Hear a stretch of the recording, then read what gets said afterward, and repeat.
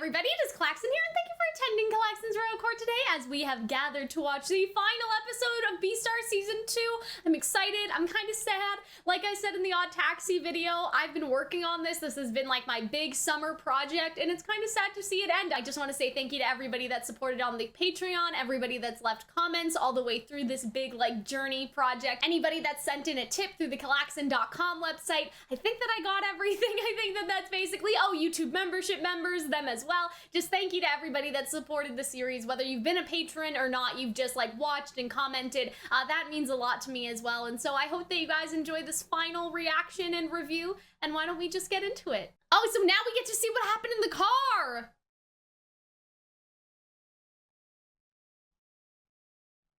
Oh no. Uh-huh.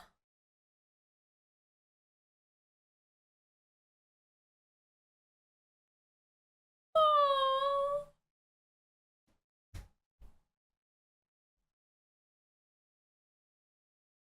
Oh.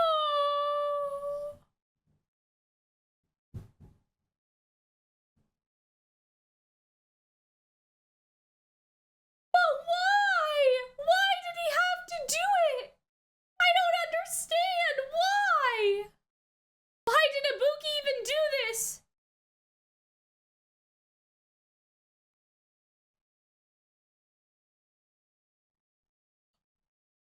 Oh, Freeze the one that shot him. Right, because Ibuki told him. That was slick.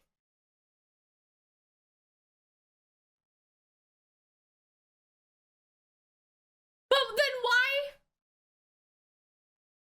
No, I don't think, no, it can't be true. He can smell Peanut. Oh, damn, see, I knew he was alive. Well, that's good. I'm glad that he did not kill Peanut. I didn't think that he did, so.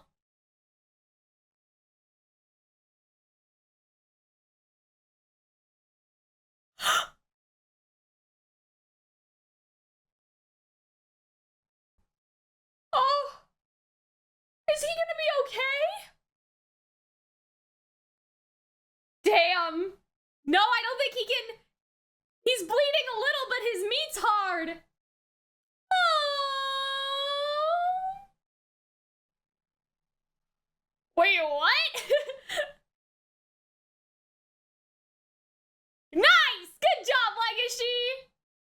Well, that's it? That was the fight? It was that easy? Uh-oh. But you didn't!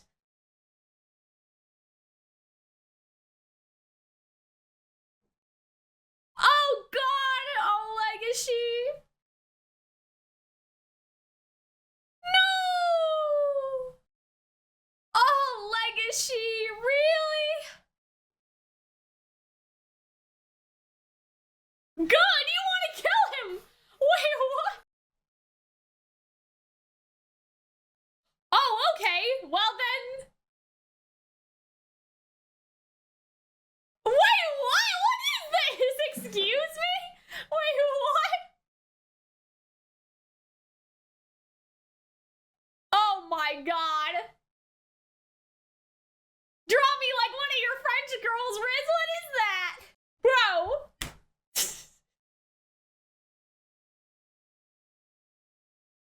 What?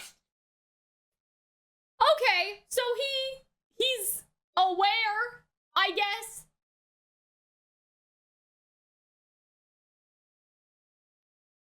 Okay. Oh. But why do I feel bad? I don't feel bad. Like, no. So is that it? The power of friendship, Legoshi? Yeah, see, that's what I'm saying. That's what I think Ibuki was doing.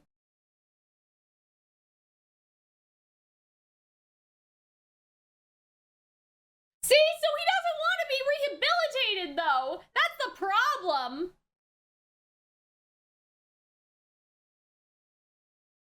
Oh. Oh, Legoshi. Oh, what was that? Oh, Rui! Oh, and the music coming in! Oh, Rui! Rui! Damn, look at how he just walks so dignified and beautiful! See? Now with Legoshi, he has something to protect! Oh, they ran? They ran from the fight? Oh, what about Pina? Oh, good. Oh, hey! Look at him! He's capable! He saved himself! Good job! Damn! Oh, well, that's nice! I guess! Yeah, just call the police, bro!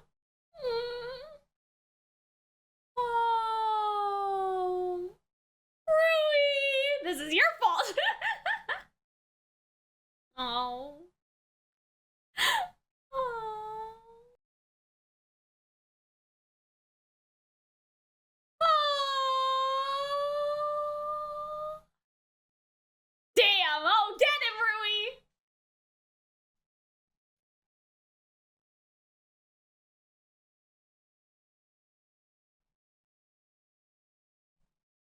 Aw, damn. Oh. See, but he can't pretend anymore that he doesn't care about them. Oh.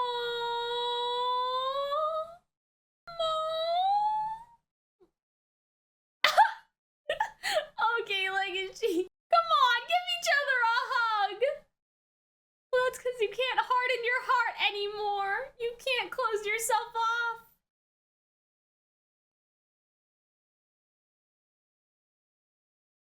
Oh.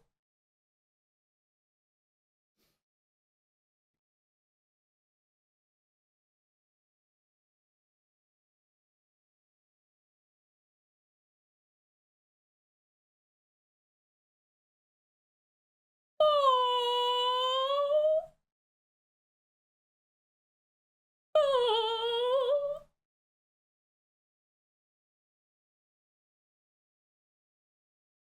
Oh. What? No, no, no! We can't do that!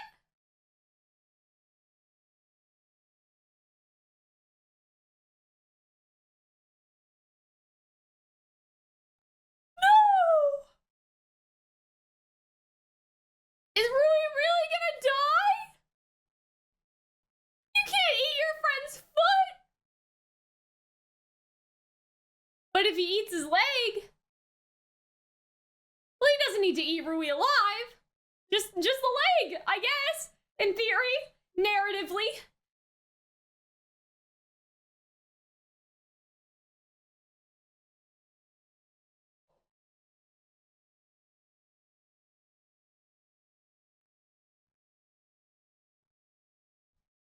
Oh, is he really gonna do it?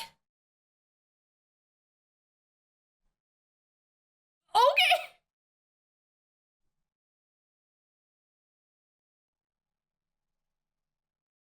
This is really necessary.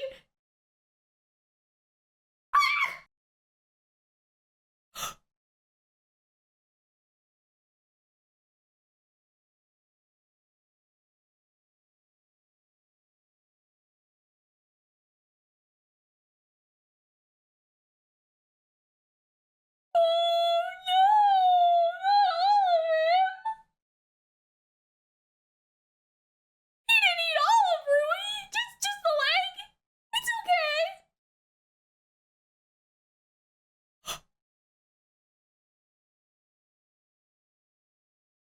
He didn't eat all of Rui! Okay, yeah. Just the leg! Just the leg! Just the leg! You're gonna want to cauterize that, Rui! Okay? You're gonna want to wrap that up!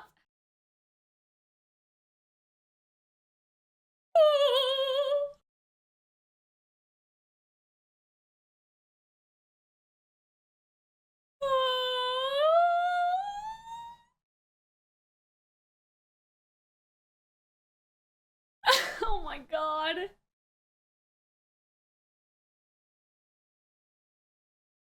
Now what's happening?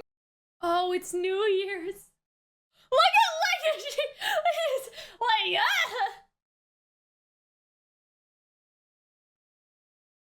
what happens now?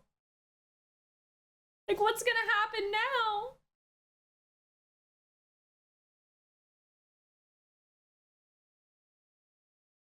Oh.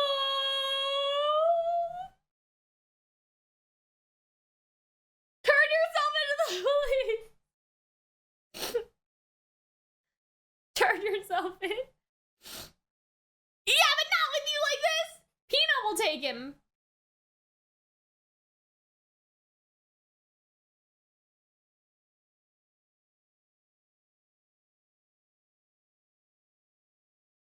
Oh, that's nice.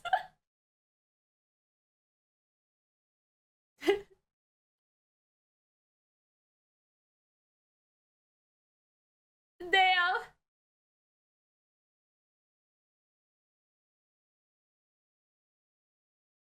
Well, yeah, now his foot with the number is gone. Oh. So that was healing for Rui, I guess. Which is interesting. Oh. Oh, the police are coming? So we did it! Right? So, did Riz turn himself in? Like, what happened? Okay, well, I guess she's not arrested, so good. Good.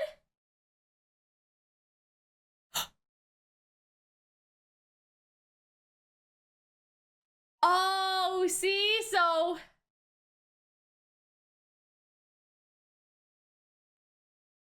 Oh, wait! So he has a criminal record now? So I guess Rui explained, no, I let him eat my leg because of the fight, and they explained that?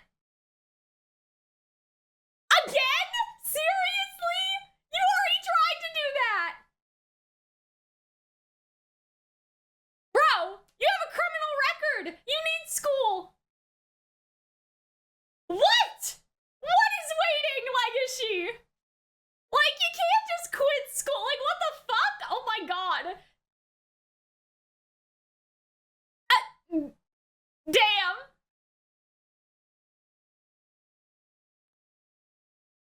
Oh. Damn. All right, everybody, let us get into the review, the last review. I'm kind of sad. I'm kind of sad about it. Like, I can't believe that it's already all over, you know, like I was saying at the very beginning. But it seems like that there has been mixed reactions to this. Let's just put it that way. There has been a mixed feeling about this final episode, but let's analyze it all first, because I basically read differing opinions, you know, last night while I was sort of preparing to do my review. I read people that really liked the episode, that didn't really like the episode, and so now I feel like prepared to do my analysis and kind of go over the points that I saw people bringing up and stuff like that. So let's talk about Ibuki first, because I feel like that a big criticism was Ibuki's death, that it was rushed, that people didn't really understand also why he did this, right? And so I think that there's a couple reasons, and they didn't go into this specifically. Like, the show seems to frame it as like Ibuki did not want to go back, like, to the Yakuza without Rui, basically. And so he basically decided, I'm going to attack Rui, and then Free is gonna come kill me, right? Because I think that, like, I saw some people say that the implication was that Free was tailing them, and Ibuki knew it. So it's like, I will attack Rui, and Rui will shoot me. I will attack Rui, and Free will shoot me. And then either way, you know what I mean, I'll die, sort of thing. Like, I feel like that was basically his mentality, because he wanted to leave anyway. He was like, if I can't convince you to come back to the Shishigumi, I don't want to go back to the Shishigumi, but, like, nobody leaves the Yakuza, right? You can't run away with the Yakuza secrets type of thing, right? They even say that in this episode, right? Like, Free says something like, oh yeah, like he couldn't let you, Ibuki, like to the very end, couldn't let you get away with the Shishigumi secrets. But I feel like that's just Free's almost, I don't want to call it a charitable interpretation, but it's almost as if like Free didn't really understand like how close the relationship was between them two. Because I feel like that it wasn't even really about that, in my opinion. Like, I feel like that it was more so about the fact that he cared about Rui so much, and Rui changed his life so much that he didn't want to go back without Rui. Like, it had nothing to do with, oh, he couldn't let you get away without, he couldn't let you get away with the Shishigumi secrets. I feel like that part didn't really matter. And I feel like that's something in this episode that Legoshi says is actually very compelling as per the reason why Ibuki was basically going down this road, right?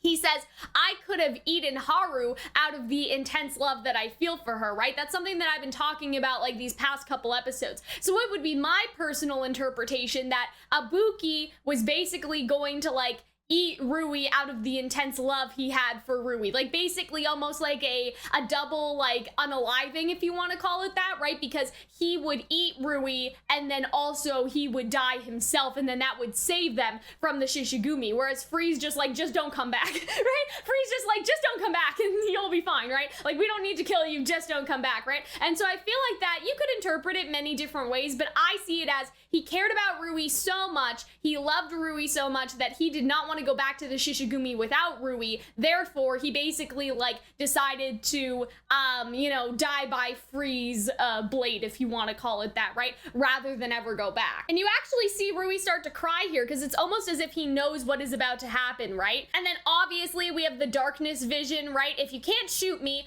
I'll devour you, right? Shoot towards my voice. But then Rui saying like, no way, like I can't do that. You know that I can't shoot you. And so he says in that case, and then lunges to attack. But obviously we know that Rui's not the one that shot him. It was actually, and I'll show you guys again the darkness vision right now. It was actually Free that did so because Free was ordered to do so, right?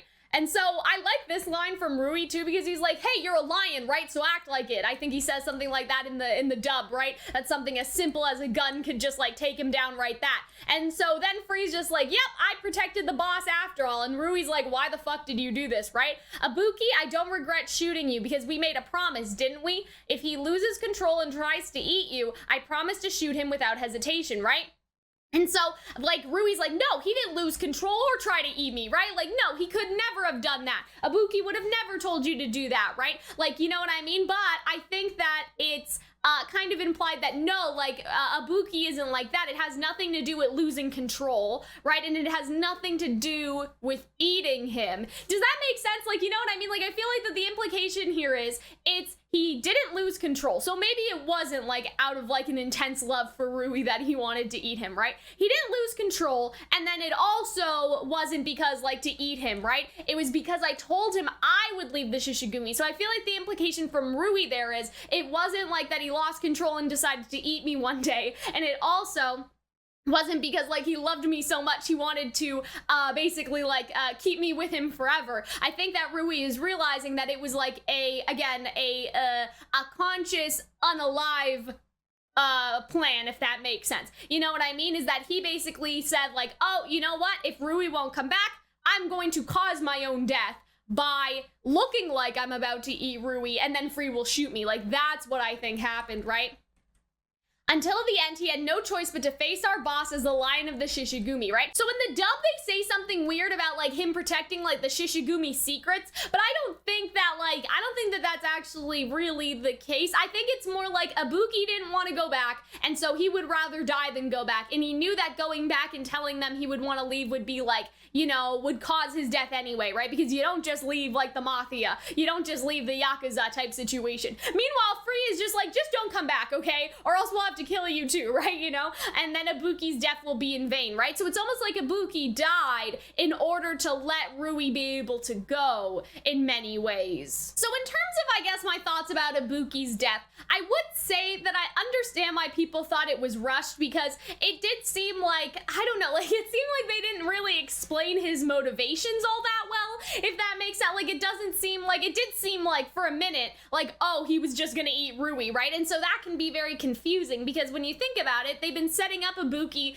to be this like surrogate father-like figure to Rui this entire time, right? And so that came out of left field because I said even last week, or I guess, yes, last week for the YouTube viewers, right? Or yesterday, before I watched this episode, in my other analysis, I even had said, right?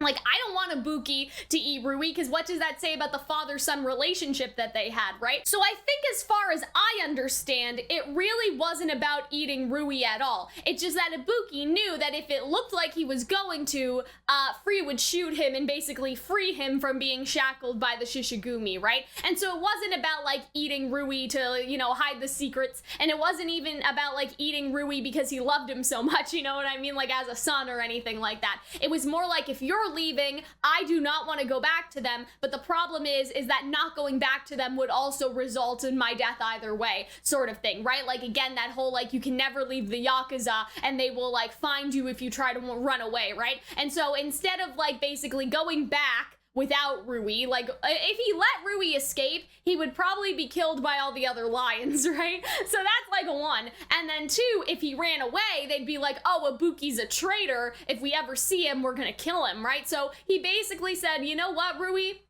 You made my life, like, happy and, like, comfortable until the end, and so I cannot go on if you are to leave, and so that is why he decided to do this. It was basically, again, like, S-wording by Free, basically. You know what I mean? Like, he basically decided, like, that was the method. It was, like, S-word by Free's gun, basically. And that explanation also doesn't mean that it's not rushed or anything, but I think where people got confused is, like, oh, Ibuki's acting out of character. Why would he just eat Rui like that? Like, a lot of people miss that part, and I don't think that that's entirely on them, by the way. I feel like it's a mix. Like, the show didn't do a great job at, like, you know, bringing it home, if that makes sense, but at the same time, it is there, and so I'm gonna give, like, half a point, you know what I mean? Half a point of credit, but I do understand why maybe people, like, got confused about that scene.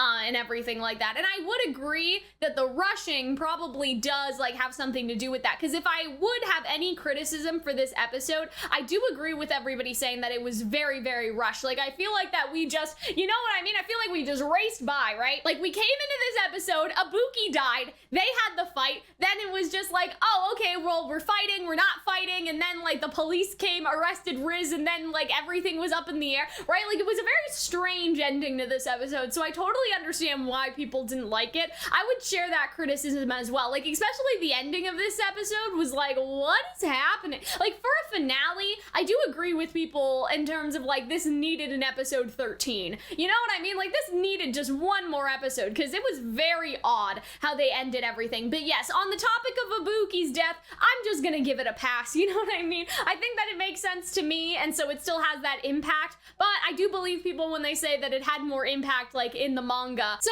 meanwhile, we have Legoshi and Riz fighting and everything, right? And so I knew Pina wasn't dead. I don't know if you guys saw my review from last week, but I was like, nah, he's not dead. This is no body, no death city. And I love how Legoshi basically literally sniffs him out and is like, oh, he's by a garbage dump at the underpass, like 2 kilometers away, like he's still alive, right? And this setup for Pina is actually very important because he calls the police, and that's something that I didn't realize, like, when I first watched the episode. I was like, how the fuck did the police get here, right? And so it seems like what happened is that Pina is inadvertently responsible for Legoshi getting arrested. You know what I mean? Because think about it, okay? If Pina never called the police, couldn't have Legoshi just, like, pieced out from the scene and then, like, not gotten the devouring on his criminal record and all of that stuff, right? Because if the police were never called, I think that him and Riz would have just settled things and everybody would have went home, except for, like, Rui, you know what I mean? Like, Rui would have to go to the hospital, but, like, you know what I'm saying? And so I do,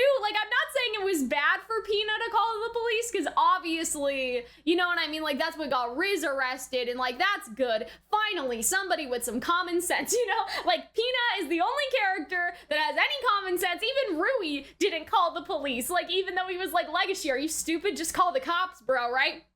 Like, even Rui backed down from calling the cops. So at least Pina had some sense. But the problem is, it's also Pina's fault now that, like, Legoshi is gotten a criminal record, right? You could say, though, that if they brought Rui to the hospital, he would have gotten it anyway. But, like, I don't know. What if Rui found his own way to the hospital? Then he would have been like, oh, yeah, I got attacked in the street, bro, or something. You know what I mean? Like, he could have just blamed, like, somebody else, like, not Legoshi. Legoshi could have just gone home. But anyway, I do get the narrative importance of that happening. But anyways, and so, yeah, they basically, like, call the bluff. It's too sloppy, Riz. You can't fool me. Like, that whole thing. We're both carnivores who are longing for herbivores. We're so alike. And then Legoshi's like, nah, I'm nothing like you. So I'm not going to talk about, like, the fight scene aspect, because I'm not really a fight scene person. You guys know that. Like, I'm just not, right? I don't know. I thought it was fine. I thought it was definitely exciting. Like, it was a fight scene. They did fight, right? Legoshi, whether you protect herbivores or eat them, the strength of a carnivore is, after all, a substitute for loneliness, right? So I feel like that this is basically Riz saying, like, it doesn't matter if you're protecting them or if you're eating them. Like, there is no functional difference, Legoshi, because we're always going to be alone, right? We're either alone in our strength because we're the ones that have, like, the strength to protect them, whereas they don't, so we're always outsiders in that way, like, almost like we're put up on a pedestal, and that means that we are separated from all the herbivores down below. Or if we eat them, we are, like, socially, like, unacceptable, obviously. We are, like, monsters almost either way. Like, we're monsters for our strength, or we're monsters, like, for the devouring. Like, that's Riz's mentality, basically. I feel happy. Your flesh and blood will help heal my loneliness, right? And so basically, like, Riz is saying, like, maybe it's just a carnivore, because now we can finally understand each other, right? And I don't need to be lonely. Like, this is Riz talking. I don't need to be lonely if me and Legoshi, like, feel the same pain. And so then Legoshi's basically like, it's his loneliness or my ego, right? Like, I'm not gonna let him eat my ego, right? Isn't your meat too hard, right? And so I feel like that was Riz, I think, saying that, like, oh, like, wasn't your meat too hard? Did you eat any meat, right? Because I think that, like, because of the larvae, maybe his skin got softer or something, because I think Riz was saying, oh, I thought you said that your meat was too hard, but now it's not as hard as it was last time, so, like, did you eat some meat? And then Legoshi says, you'll never understand, Riz. So he doesn't say no. Right? He doesn't say no, but I think it is because of the larvae. Like, the larvae may have, like, softened Legoshi up, like, a tiny bit. Only one thing is important, and that is a respect for life. And so, see, okay, so the second criticism that I saw of this episode, right, was Legoshi, like, I don't want to say giving in, but, like, eating Rui's foot. Like, let's just say, you know what I mean? Like, giving in and eating meat after all of the training without meat, right? But I kind of saw this coming, right? Like, you guys have heard me in my other review videos talk about this, but I kind of had this idea from the very beginning that Legoshi would learn that he needed to eat meat in order to protect the people that he cared about, right? Like, I thought that it was going to be like a full circle type of moment where he tried to do this without eating meat, but then he learned at the end of the day, like, he can eat the meat, but have, like, a respect for the meat. Like, it's not the same as, like, mindlessly devouring people, if that makes sense. It's like, say again, if he ate, like, the meat from the funeral home, right? That is giving the person that has passed away new life in your blood and your bone and your muscles, and then using that to defend herbivores who are still already alive. Like, basically, I had this mentality of, well, they're already dead. You didn't kill them. They died in the hospital, so they died of natural causes, at least we think, right? And so, like, you know, like, if you bury them in the ground, right, they feed the grass, and the grass feeds the worms, and the worms feed the birds, right? Like, it's a circle of life either way. Even if you bury the herbivores that have passed away in the ground versus eating them, that doesn't change what the herbivores will be. It's like in death, we are compost, basically. In death, we are compost for someone else, right? Or for something else. And so I think what Legoshi, this is what I was saying, Legoshi had to understand that him eating the meat from the black market in that context, like, again, the funeral context versus the devouring, is basically, like, the same as just, like, compost. You know what I mean? It's compost for his body, basically, instead of it helping, like, the grass grow. Like, there's no fundamental difference. At least I don't think, like, that's just how I see it. I'm just like, if the meat goes into the ground and grows a tree, that's no different than growing Legoshi's muscles type of situation, right? And so I feel like that it actually does make sense that he ate Rui's foot. Like, not in the sense of, like, it makes sense that he ate Rui's Rui's foot, but more like it made sense narratively for him to eat meat eventually. Because the whole, like, trajectory was about having, like, respect for life, and that's what he did by eating, like, Rui's foot. And he did say it was gonna be his first and last meat, okay? So I can't expect this to be, like, a regular thing. But anyway, we'll talk more about that later, because I feel like that it's less important for that point and more important for, like, something that Riz finds out later by watching both of them, right?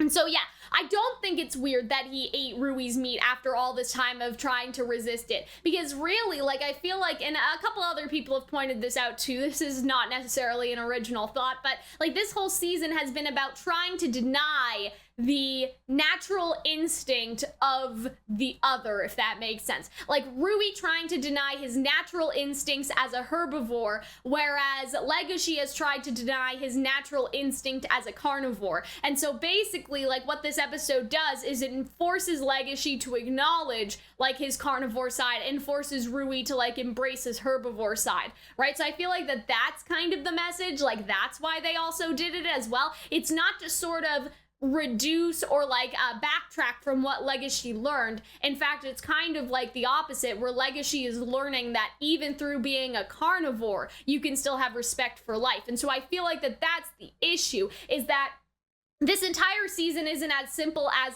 Legoshi tried to train without eating meat. Last episode, he eats the meat. What the fuck? Because a lot of people do have that mentality. They're like, isn't that like a backtrack? Like, what was the whole point? It wasn't really about that at all. It was Legoshi is trying to live like a herbivore, but trying to still have the strength of a carnivore. But that's not gonna work. And it's the same with Rui. Like, Rui is trying to basically, like, have the strength of a carnivore and deny his herbivore side and keep denying it, like, throughout his entire life, right, until he cries this episode and everything like that. And so I feel like that's what that scene is supposed to represent. Like, Rui is finally letting himself be a herbivore by getting devoured, and then Legoshi is finally letting himself be a carnivore by devouring Rui, yet they can both recognize that that doesn't take away, like, the individual strength that they have. It just embraces the side that they have been trying to push away. It's even like when Legoshi says, I wish I was born as, like, a larvae, like, I wish I was born a bug, right?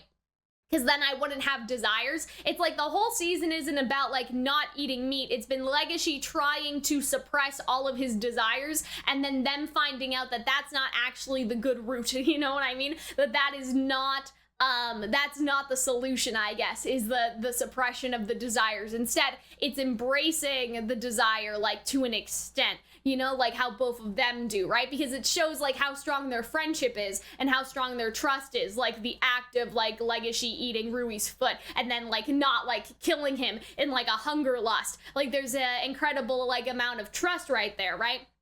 So I feel like, again, lots to unpack there, right? And so anyway, yeah, that's the whole respect for life thing. And so I feel like that really this whole season was pushing towards this, because really it was like Legoshi learning to have the respect for the meat instead of, like, avoiding the meat, you know? But I don't know, like, it will depend now if he decides to eat meat in the future, but I can't see him having to beat anybody up in the future. Like, he really just wanted to get, like, stronger so he could beat up Riz, right? And that's kind of resolved. But I don't know, maybe in the future I could see in later seasons him eating the meat from the black market, like, respectfully, acknowledging that, like, you know what, like, either way, these people would be compost for something. It's a circle of life and I'm using it to be stronger. It's fine, you know what I mean? I don't know. So again, at this point, Riz is still in his delusion, right? Like, that they had a friendship. Meanwhile, Legoshi, and I'll show you guys Legoshi because he has a really good facial expression here. Like, Tem was devoured by you. You destroyed everything. And so then he says, Tem, it's okay. I'll silence him, right? And so you can see that Riz has gone, like, full, like, hallucination, right?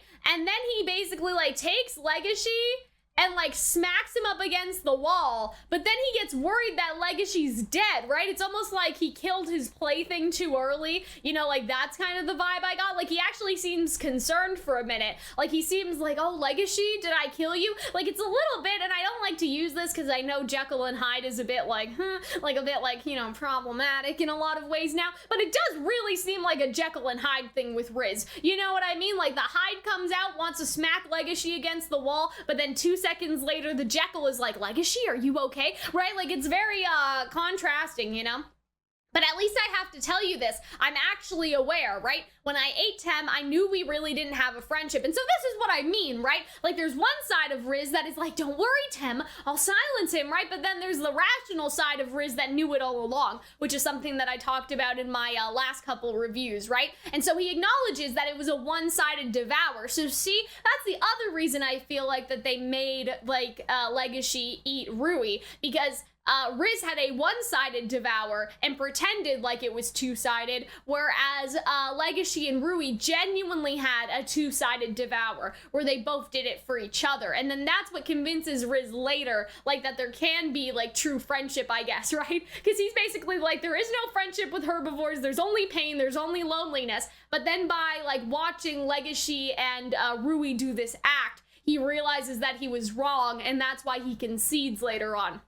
You know, and so a lot of people also said, well, it seems like a waste, like Legoshi ate Rui's leg, and then they have like a very short fight, and then Riz is just like, you win, Legoshi, I'm done, right? But like, I think that what people don't understand is it's not like, this isn't a fighting anime, you know what I mean? Like, this isn't a battle anime, right? And so it's not really about the fight. It's more so that, like, yes, did he eat Rui's leg in theory to get strength for the fight? Like, that's the in-universe reason for it, right? Technically. But the narrative reason for it is for Riz to be like, oh, that's actually true friendship. I was wrong. Like, I was wrong the entire time, and Legoshi wins, because this is like a battle of ideals. And I think that, like, Legoshi even says that. Was it last episode or the episode before? Like, he even acknowledges that, like, that this entire time, it hasn't really been about, you know, like the fight or getting the police involved. It was about like their ways of living, right? Like he wants to try to prove to Riz that his way of living actually, like, you know, can be achieved, I guess. Like Legoshi's basically like trying to fight for his like philosophy or his ideology here. You know, it's like the ideology is the conflict, not like the physical fight. And so Legoshi wins the ideological conflict by eating Rui's leg, which makes Riz back down. So it has nothing to do with like the physical violence. It's that like Legoshi went that far to prove his ideological point, and then Riz was damaged by that ideological point. He finally had to concede because he realized that Legoshi was right in a way, right? Anyway, so this was weird, because it was like, draw me like one of your French girls, Riz, right? And then they just like, you know, talk to each other about it, right? But I feel like this is probably part of Gohan's strategy. Probably not that specific pose, but it was like, look into the eyes of your patient, right? And so I feel like that maybe like that helped, I don't know. I want to hear more about your story now. And I think that this is important, right? Because Legoshi is actually trying to listen to Riz kind of like, again, on that sort of like patient level, if that makes sense. And so I feel like that is, I don't want to say helpful, but I feel like that Riz hasn't been able to get this off his chest, and so that leads to, I guess, things being resolved in a sense. And so then he says, monsters, are we? Tem told me that night that all you carnivores are monsters. Surprisingly, it didn't shock me, right? And so then he's basically saying, like, yes, that's his true nature. I was so happy that I turned a memory of eating Tem into a beautiful one, right? So he was happy, I guess, that Tem actually acknowledged that he was a monster, because Riz has like self-loathing issues, right? Because that was the whole thing, is like, you know, he's on these muscle atrophy like suppressants. He's seen as this like kind-faced bear by everyone. It was like that he had so much self-loathing, and everybody else was saying, but you're fine, but you're fine, but you're fine, you know?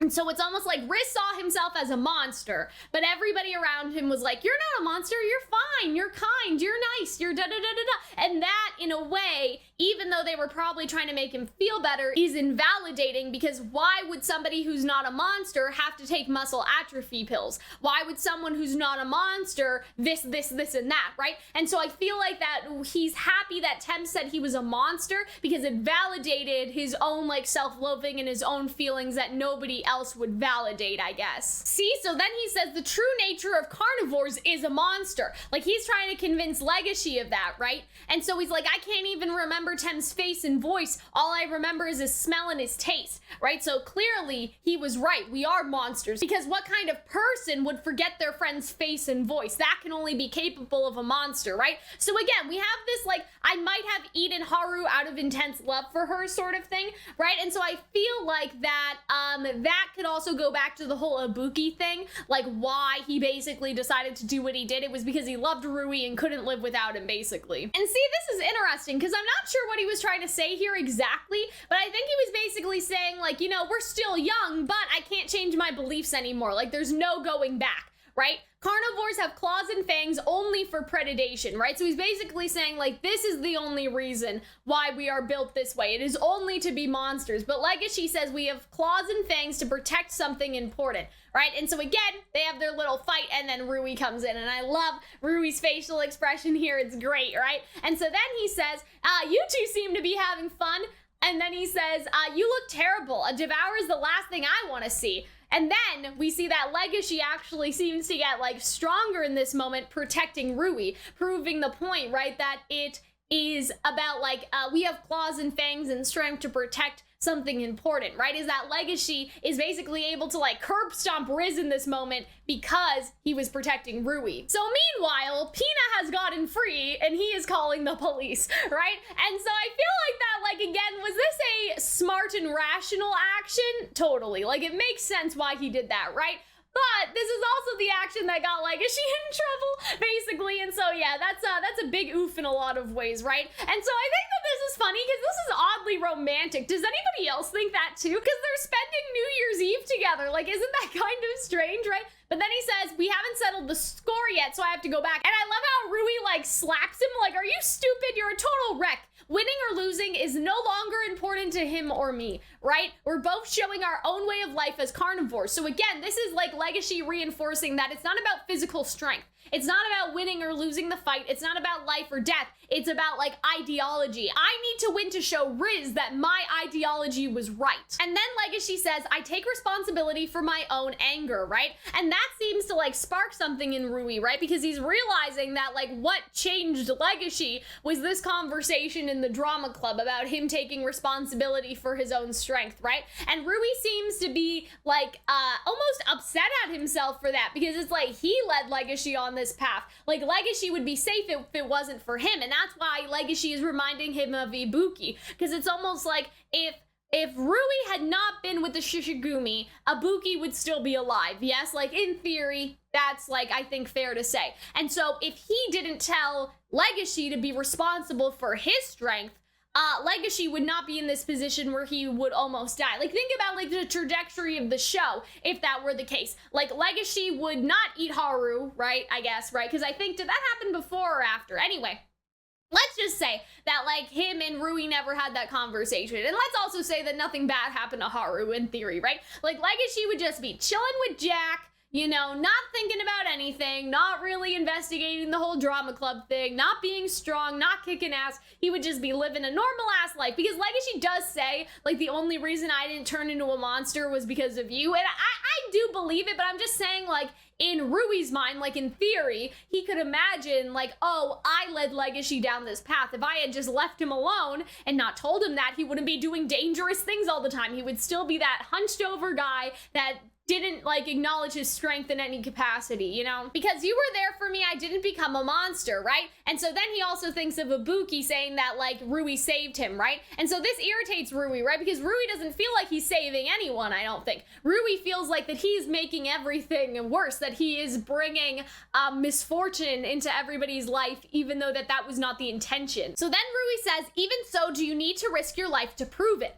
Hide your true intentions. So this is, like, in his head, right? Because he's basically saying, like, I am going to harden my heart. I am going to hide away my true intentions, right? Like, he cannot be emotionally honest with Legoshi. He can only, you know, try to, like, be harsh, I guess, right? It's almost like you know, that sort of, like, Frozen musical type, I don't want to say plot line, but, like, there's a song where Elsa talks about how much of a monster she is. And it's basically, like, you know, to, like, harden her heart, go up to the mountain. I can't remember exactly. It may not be that song, but it's that same sort of mentality. Like, I am going to, like, freeze my own heart so I am not hurt. I'm going to, like, be harsh and push everybody else away. Like, it's that sort of, like, vibe.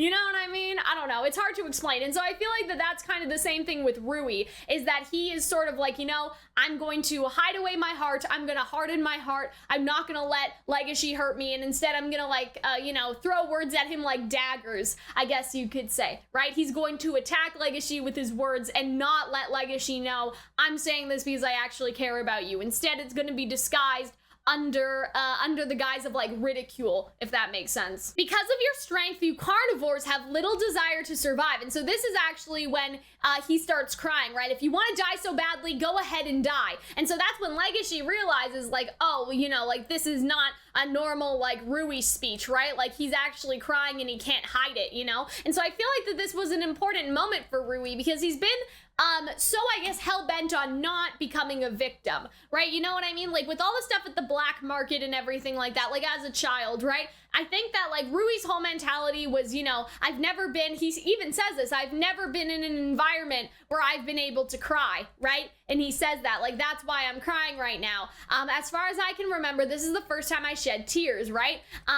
It wasn't an environment where I was allowed to cry, right? He's not allowed to cry in front of his father, obviously not in the cage, like, get stronger and survive. Like, that's all that he's ever been told, right? And so it's one of those things where it's like he has been so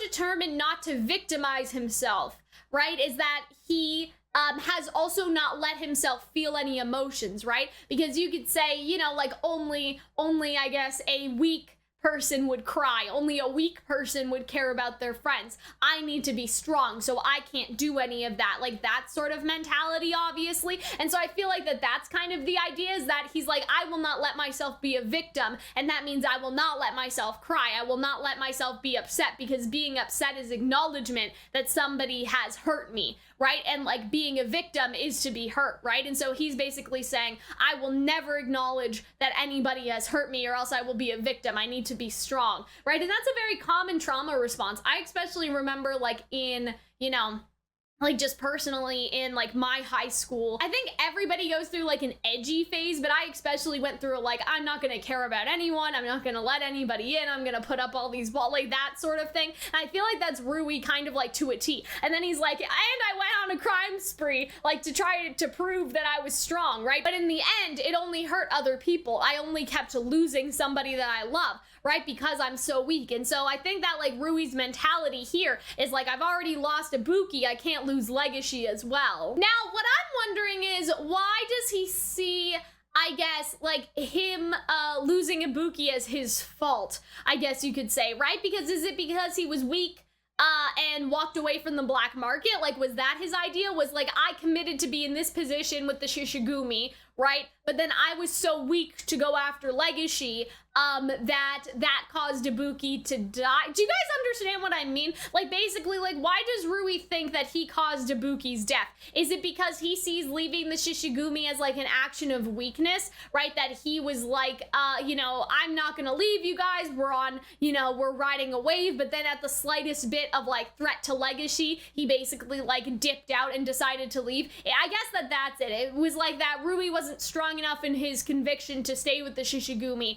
and that caused Ibuki basically to die, right? And so it was because of his weakness in that way. Like Rui sees that as like his weakness. So now he needs to basically avoid making that same mistake with Legoshi in a way, right? I don't have the right to stop it, but you're in such a bad state, you're probably gonna get killed. But I don't want to see any more precious friends of mine dying. And I think that this scene is very interesting as well, because like from Rui's, I guess, perspective, right? He has never really like left the cage or the trauma of the black market. Because really this is about trauma, right? And so he's like, I will set like, you know, I will set that child free, because he basically moved from one cage to another, I guess, is basically what Rui is kind of like getting at, right? Is that he may have left the cage of the black market, but he really didn't. Like, he was in that cage ever since, because that cage is what reinforced him. Be strong, don't cry, don't feel, don't, you know, like conceal, don't feel, right? Don't let it show, right? A little Frozen again type of thing, right? And so I feel like that's basically what he's saying, is that he,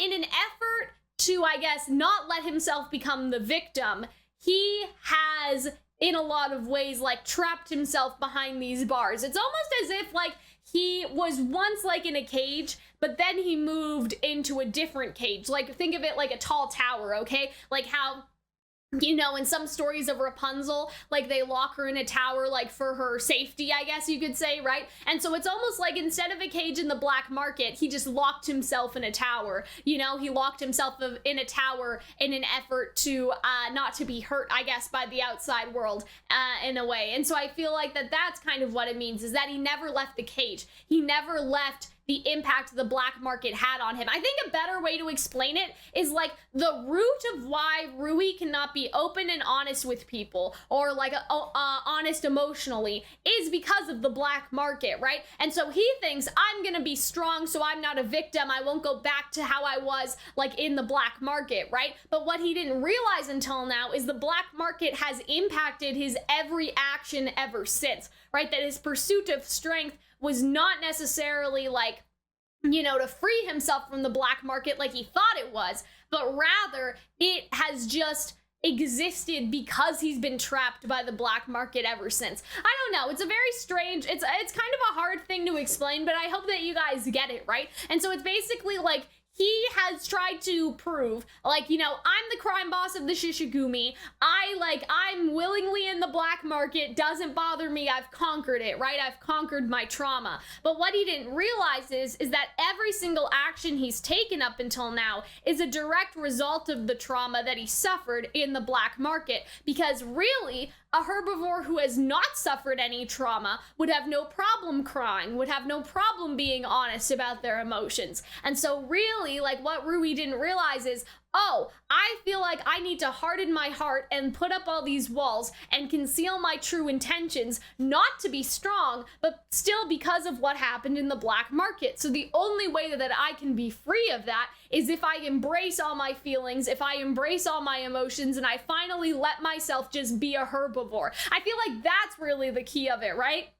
Is that Rui has never let himself be a herbivore, and he thinks that that's a sign of strength. But really, every other herbivore who hasn't been in the black market, you could say, or at least most, right? Like, not everybody, but your average everyday herbivore would not think of themselves or act the way that Rui does, right? So that shows that Rui is still shackled by the black market, because other herbivores would have no issue crying, would have no issue being honest emotionally with other people and all of that stuff. And so basically, like, he is letting himself become a herbivore by having Legoshi eat his foot. You know what I mean? He's finally acknowledging, like, that he has been a herbivore all along, and, like, acknowledging the feelings of a herbivore, and that'll, like, help him change, I guess. You know, it's almost, I don't want to say he's finally, I don't know, it's hard to explain. I don't want to say he's victimizing himself, but he's letting himself, I guess he's taking his power back, I guess, you know, in that way. I don't know what an appropriate metaphor would be. So here's what I'll say, and I think that you guys can, like,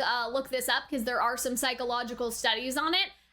Sometimes when people go through something traumatic, they try to reenact that trauma in order to take back control, you know, and this applies to, like, a variety of situations. So I think in this case, right, like, Rui is basically, like, consenting, right, because it's a two-way devour, consenting to be eaten in order to take his power back, a lot like how other people reenact, like, trauma, like, scenario, in order to feel like that they have control of it, you know what I mean? And so it's a very, like, that's a very big, like, nuance, like, can of worms. I don't want to go into it, but there's a lot of research about that, that sort of thing. So I feel like that's basically what's happening here, is that once Rui was food, right? But now Rui is letting himself be food, and, like, finding that empowering, because he's basically like, you know, before I never had a choice, but now, like, I'm consenting to being food, and so then, like, you know, I can take back my control, right? The control that I never had in the black market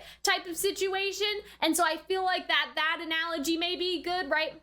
It's kind of comparable to people reclaiming their trauma. It's like Rui is reclaiming like his trauma by basically like almost like reenacting where the black market would have led him. Like if the black market was so he would turn into food, he is now like saying, yes, I will become food, and like consenting to that in that way. Again, very large topic. I don't want to get into it all that much. But, you know, there are studies on that. That is a very, like, common trauma response to a variety of different things, right? And so people reenact their trauma like that because they feel like, well, now I'm in control. It's almost like once that experience was not like consenting, if that makes sense, right? Because they use the word consent in the subs. That's why I'm using it, right? Like once that experience was not consenting, but now if it is consenting, that is the way to take the power back, if that makes sense. And so, yeah, there's a lot of stuff about that. I think that that's basically what they're going for, like with Rui here, right? Eat me quick before fighting. I had been training without any meat. You know that there's a limit to that approach. I've had enough of your public stance, right? I'll make you hungry then. And so, yeah, that's definitely like one way to say it, right? It's my curse, right? Please break it, Legoshi, right? So he doesn't explain and go into the entire thing, but I think that, like, Legoshi has been around the black market, so maybe now, like, as he's thinking about it, he would know. So basically, the only way to break the curse, it's almost like how Kibi, like the guy in the hospital, was like, I don't want to be afraid of carnivores all my life, so please touch my hand, right? It's like Rui's like, I don't want to have to be worried about being devoured all my life like I was like as a child, so devour me and show me that devouring doesn't necessarily mean I have to die, you know, like something like that. I don't know, but anyway. But the weakness that he finally showed me, I need to embrace it now. So that's the whole thing, is that Rui is opening himself up to Legoshi, and Legoshi acknowledges that, like, he's finally letting himself become weak, become a herbivore. And so in exchange, Legoshi says, like, I'm not going to use the excuse, I only ate it because Rui asked me to, right? Instead he says, I don't want to make that excuse, Rui. Like, if I'm eating it, it's because I want to as a carnivore. So it's basically him saying, like, I'm not going to basically say, well, if you insist, I only did it because Rui asked me. I had no hunger for meat. I only did it because he asked, okay? Like, he's not going to say something like that. Instead, right, he is going to basically embrace being a carnivore, right? Like, he is going to say yes. Like, instead, I will say, yes, I do want to do that, right? And I was steadily paving the path of being a harmless wolf. So I thought, I'll eat you because I want to, right? And so, like, that's the whole thing. It's not, I'm only eating you because you asked, Rui, just because you asked, like, I have no desire, right? And so this whole thing has been Legoshi all season suppressing his desire, and now finally acknowledging that he has that desire, but he can still control it and be in control. Because, like, only eating what Rui asked is basically, like, showing that he has control over his desire, because if he had no control, he would take one bite of Rui and then devour him all. But instead, right, he stopped at the leg, which shows that he does have self-control. So I feel like that's what the season's about. It's not about, oh, well, Legoshi was training without meat and now he ate meat. Like, what? Like, that's so, like, that's a backtrack, right? No, it was about Legoshi suppressing his desire and his true nature this entire time, and realizing that he can embrace his true nature, but also keep it in check and keep it in control, having that balance, right? And so, yeah, and so then, as long as you're happy with that, I promise I won't waste it, right? And so he does eat his leg, and then we get, like, weird, I will say is weird. This, I will definitely say, like, Super Saiyan Legoshi is definitely a little weird. I don't know if that's the right way to put it, but, like, you know, the wind and everything, right? Did you really eat Rui? I didn't know you and Rui were that close, right? But now you are like me. So Riz is basically saying, like, see? Like, I didn't know that you and Rui were friends like that, just like me and Tem. Now you're just like me because you ate your friend, right? And so he's alive, and see, that shocks Riz. Like, yes, he's, you know, in here, like, he's in my heart, he's in my muscles, but he's also over there by that tree. Like, that's how that you know, that line kind of goes, and he's like, go Legoshi, right? So Rui, I surely feel a part of you alive inside of me, right? And so, like, there's that, but then also, right, like, Rui's still alive and he's right over there. I'll use up that magic tonight. And so, see, a lot of people were like, oh, you know, like, he he ate like Rui only for the fight to be ended by a single punch, but like they're fighting in this scene, right? I'm not gonna go through it all, but like there was definitely a good fight in there. And so then like he says to be a hero, right? Because that's comparable to the scene a couple episodes ago where like Rui was like, fine then, go be a hero, right? Like, you know what I mean? Like he was saying that, I don't know when, but he was, right? At some point, right? And so I think that was actually when he met him at the Shishigumi place, right? And so now he's saying it genuinely though. He's like, Legoshi, go be the hero I always knew you were, right? But this is what Riz is seeing. A bond between a carnivore and a herbivore. My friendship wasn't rewarded, right? That's why I thought it was stronger than any thoughts. However, despite the fact that one of them ate and the other was eaten, the bond between these two is solid and stronger, right? So basically what he's saying is like, you know, even though they embrace their carnivore and herbivore nature, they're still friends, right? So there can be true friendship between a herbivore and carnivore because they embrace their true nature to the truest sense of what their nature is. Like, you know, Legoshi became predator and Rui became prey, yet that didn't hurt their friendship. It didn't dissolve their friendship. In fact, it made their friendship even stronger than it ever was before. And so that is why Riz is like realizing that like the whole thing with Tem is false now, basically, right? That Legoshi has found true friendship with a herbivore, right? And it doesn't need to be through denying the carnivore instincts, because Riz's whole thing is like, we can never have true friendship. The only way to get true friendship is to be a monster. Like, you know what I mean? In a way. And like, even that's not true friendship, but like, we can't have friendship with herbivores. We will only ever be monsters and eat them, right? But now he's realizing that Legoshi actually has broken that mold because he can eat a herbivore but still not be a monster. And so I feel like that's what happened. And so yes, okay, like yes, he does like punch him in the stomach and Riz is like, you know, like all confused and dazed, but right, this is again the battle of ideology. Legoshi won the battle of ideology. Why? Because Legoshi proved I can still eat meat and control my desires as a carnivore. Monsters can't control their desires, right? And so we are not monsters. There is a way to achieve friendship. That's the whole thing. My heart has been broken for the past year is coming back to life. And so my heart that has been broken. So he's basically saying, like, in a way that his heart has basically been sunken in despair and now he has been moved by Legoshi's, I guess, conviction in a way, right? Is there anyone who has such beautiful eyes after eating meat, right? And so that goes back to what Pina was saying. Like, Pina had this whole thing of like, you know, carnivores are always ugly because they, you know, they have to struggle with their instincts. But instead, Legoshi ate meat, yet his eyes are like as beautiful as ever. Like, that's sort of like the thing is that Riz is realizing it's actually possible to have the real friendship between carnivores and herbivores, right? The way I did it with Tem was wrong. You were right, Legoshi. It is possible. So you win. And Rui says something interesting here because he says, what kind of words do I use this time, right? Overbearing, words that would cower him, right? So he's basically saying, should I hurt him, right? You know what I mean? I no longer face carnivores with someone else's words, right? So that kind of implies that Rui has been kind of putting on an act this entire time. You know, like he has been basically like, you know, even in how he was talking to Legoshi, hide your true intentions. Harden your heart. Like, these words are coming from something else, like what I imagine a strong person should be like. I really relate to Rui's whole thing. But that's a conversation for another day, because I definitely, like, again, like I mentioned before, I definitely went through a phase where I was just like, well, this is you know, how to be strong. Like, you need to be like, basically in my case, you gotta be a bitch. Okay, you gotta be like a bitch to people and like basically like scare them out of hurting you, if that makes sense. You know what I mean? Like, I don't know how to explain it exactly, but basically, like, if you intimidate people, they won't be able to hurt you because they will think that you are, that you cannot be, like, bullied, basically, like, that sort of mentality, right? And so, yeah, I kind of relate to Rui a lot in that way, because I definitely had that sort of, you know, it's kind of like that, like, stomped or be stomped sort of thing, right? Is that you don't want to be stomped on, so you are the one, like, I don't want to say doing the stomping, you know what I mean? But, like, almost like you are putting on the air that that you would stop somebody, like if they got too close sort of thing, in order to protect yourself. And I feel like that's probably a very relatable teenage thing too, because I feel like that a lot of teenagers probably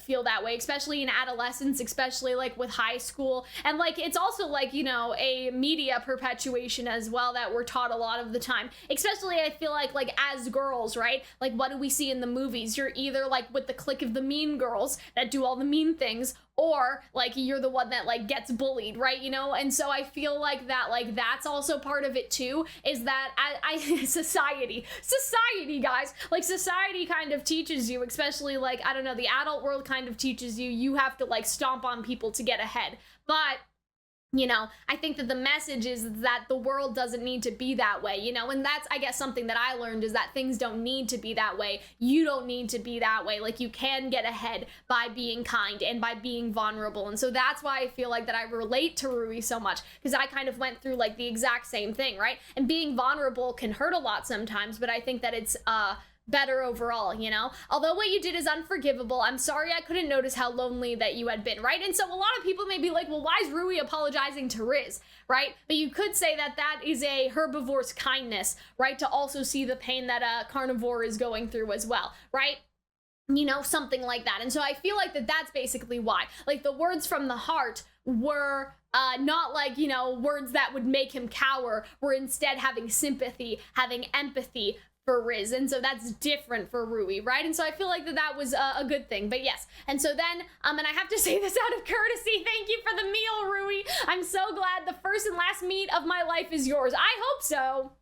I don't know, like, you know what I mean? I don't know. If Legoshi has to fight someone else, will he eat meat from the black market? Those carnivores I've interacted with will probably continue to intervene in my life like this. Well, you intervened in his life, you know what I'm saying? But wash your face first and smile. You look like a criminal, right? And so then he asked Legoshi to smile, that smile that he always has. The curse cast by the carnivore's fangs could only be broken by the same. And so I really kind of like that message, right? Because it's almost like, again, like Kibi, you know, or not Kibi, but like Tao, come touch my arm because I don't want to be afraid of carnivores forever. It's like, finally, by being devoured, now Rui doesn't need to be afraid of carnivores forever. Like, it's that same sort of full circle moment, right? My curse was finally broken by those fangs. Like, that's the mentality of it. And I think that does make a lot of sense. Like, to me anyway, I don't know.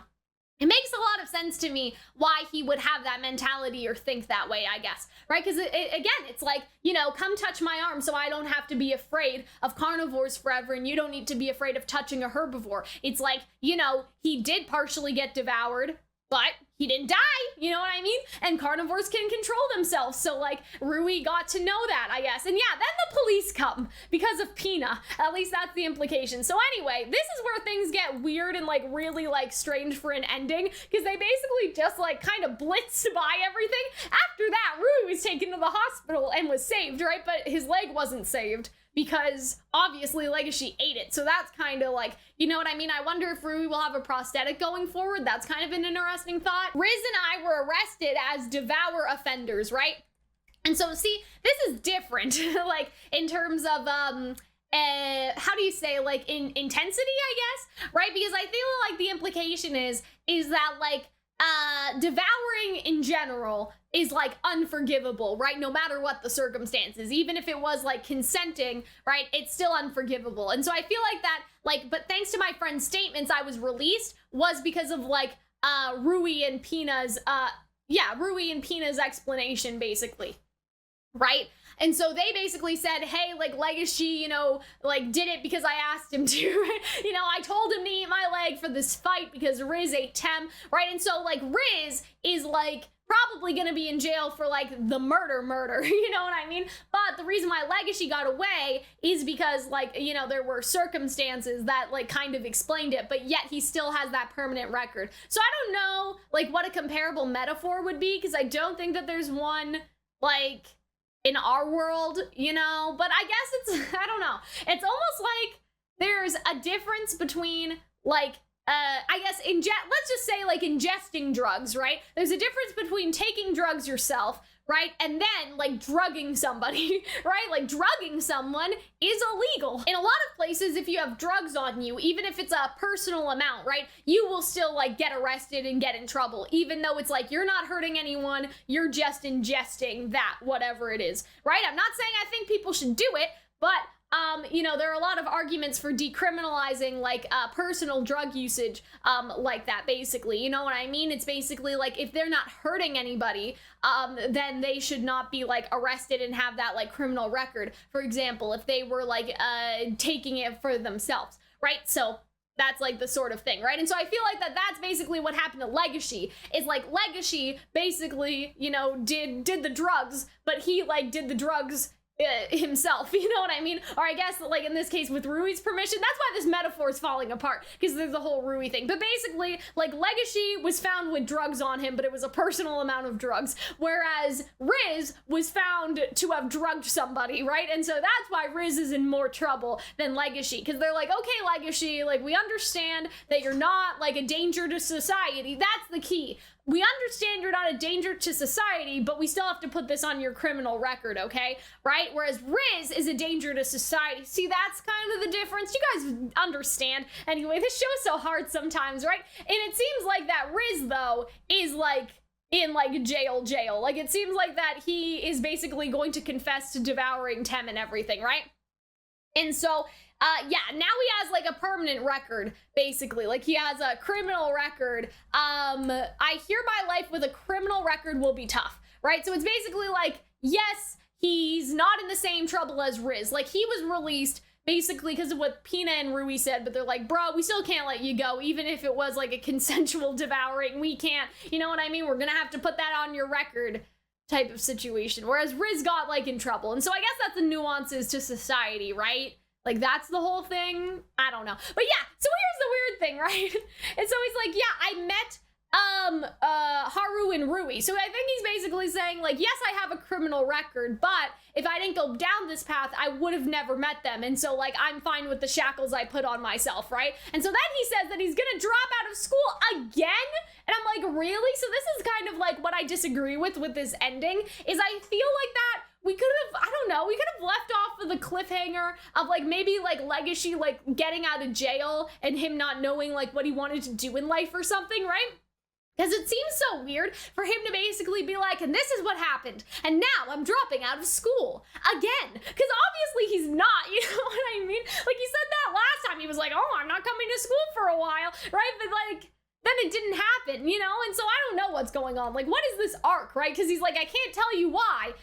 You're a jerk. You have more scratches on your face and you didn't even tell me why, right? Or you don't even tell me why. And so it's like, he didn't tell her about the fight or anything, like any of the stuff with Riz. I just feel like that this is such a strange scene and such a strange cliffhanger. So I feel like Haru's like, well, fine. I'm tired of worrying about you anyway, so go ahead and drop out. But this is my way of life.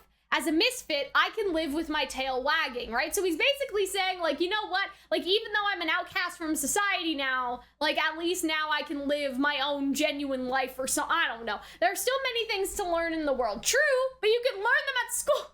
Let's find my way of life. So I feel like Legoshi's just basically saying, like, the way of life isn't school. He has to find his life's purpose elsewhere. But then Haru says, I may find another boyfriend then, right?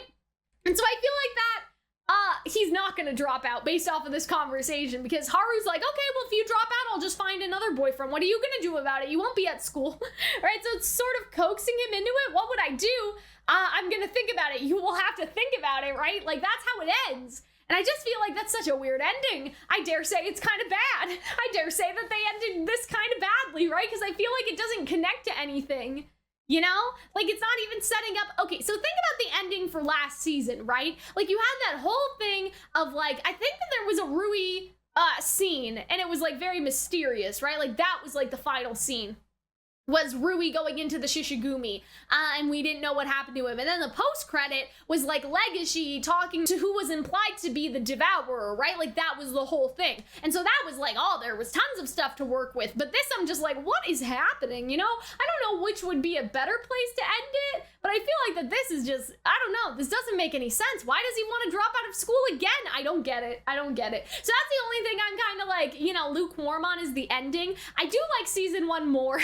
I will say that I do like season 1 more because I feel like it was more focused again on like him and Haru's relationship, but I will say that I feel like that this still did a good job of like having, you know, a social commentary on like society and adolescence and like growing up and, you know, everything like that. I feel like it did a lot for like Legoshi and Rui's character, and you could argue that like Legoshi has to find himself before being in a relationship. I think that that's fair enough to say, right? But I don't know, I feel like this ending's kind of off. I feel like there's something off-putting about this. So I would give this season like probably like, you know, like an 8.5 out of 10. Like I'm not mad about it. Maybe like, you know, a 7.5 if I was feeling like extra salty about it, right? Like I did enjoy it. You know, I still like it. I'm still gonna watch season 3, but I feel like that like this episode, or at least this ending, was very odd. Like it ended very strangely. And I don't know how to feel about like some of the choices that they made in general, but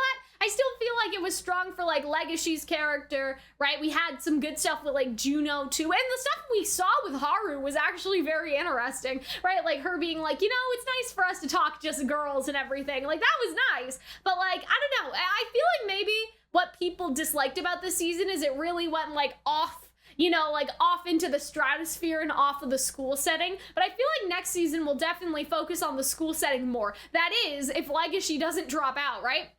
And we still have a lot of unresolved stuff, right? Like the school was getting segregated and they were just like, oh, that's till next season. The Beastars selection, next season, 6 Eyes?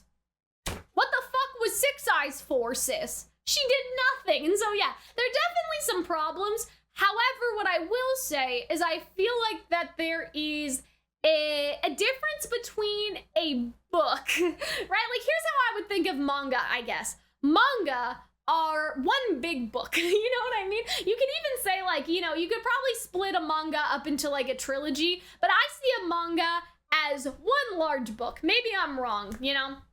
But that manga is kind of intended to read like from, I guess like start to end to a degree, right? Like obviously chapters come out weekly, but you guys understand what I'm saying? Like manga is more comparable like to a movie, a full-length movie where everything is supposed to be answered within the duration of that manga, right? Like the run of the manga. Whereas anime is more so supposed to have like, yes, an overarching plot line, but also to be like the format of television, I guess, is to be wrapped up. Like something's supposed to be wrapped up by the end of a season, arguably, right? You know what I mean? Maybe not everybody sees it that way, but like the difference to me, I guess, between like something like a movie, right, and then a TV show is that I can expect like a movie, like to sit down, watch a movie, and as long as there's not like a 2 to basically, you know, be there, it's finished, it's done, you know, like you sit through the 2 hours, it's done, great, right? Like if it's not like, you know, a trilogy or something like that, right? But I feel like that, I guess that that's why, is that they're trying to compress, it's basically almost as if like they're trying to compress, even if you don't think manga is like one big book and you think it's more like trilogy type situation, like more like Harry Potter type situation, this is kind of like if they were trying to, I guess, squish some of the manga arcs into something that is supposed to be like consumable, almost stand alone as a season. I know that that's such a strange thing to say, but I can't really think of anything else that's really like comparable, I guess. You know, it's kind of, again, it's a very difficult concept to explain, but I feel like when people go into a season of an anime, they expect whatever was in that arc will get resolved. Like, yes, there are overarching plot lines, but whatever is established will get like resolved, right? And I feel like that the big point of this was like the Riz stuff, right? So that did get resolved, right? That's the season like overhead, right? However, some people may have thought like that the Beastar thing was going to be the situation, right? Or even like, you know, the segregation thing was supposed to be the situation. However, it seems like those are for next season, right? And so that's a complicated thing, is that there are clearly pieces that are set up for season 3. However, people may have thought that they were going to be resolved in season 2. And so that's where, I don't want to say confusion, but that's where kind of dislike, I guess, comes from, is that people were like, but what about the Beastar thing, right? Because that happened in what, episode 3 with the principal, right? Like, did they really need to do it all the way back then? Couldn't they have done that like another time or something, right? Because couldn't they have done that in season 3? Couldn't it have started with the principal going to that conference and being like, oh yes, whoever found, you know, Tem's killer will be the Beastar, and then season 3 opens with that, but then we already know as the audience that Legoshi's done that. So then what happens? And then that whole season could be the segregation and Beastar discovery arc, if that's what season 3 is even about. Like, who knows, right? So I understand what people mean, is that when something is in a season, you kind of want more to get resolved, right? Like, you kind of want like the season to be self-contained in that way. And there were a couple things that almost seemed like they were gonna get explained this season that weren't, right? I don't know. It's almost like if you went into like, I guess, like a Harry Potter movie and they started like to do like setup for, I don't know, like the third one, but really like it's only like the first one, and we're not getting to the third one until the third one. But then people were like, well, what the fuck was that supposed to be, right? And so, like, you know what I mean? It's okay if it's foreshadowing, but if you focus too hard on it, the audience may get confused and think that that's gonna be the focus of something. It's almost like, you know what it is? It's like how at the beginning of Beastars, because they opened with Tem's murder, for the first like 6 episodes, I swear I thought that, like, oh, well, you know, when are they gonna get to the murder? When are they gonna find the murderer? And people had to tell me that they weren't gonna do that until season 2, right? So Beastars has always kind of had a problem with that. Like, they set stuff up, and setting stuff up is fine, but they focus on it so much at some points that you think that that's the point of the season, or that's the point of the arc, or the theme of the arc, and then it's like, LOL, no, they're not gonna solve the murder until season 2. So I feel like that's a better analogy. I may cut some of this out just because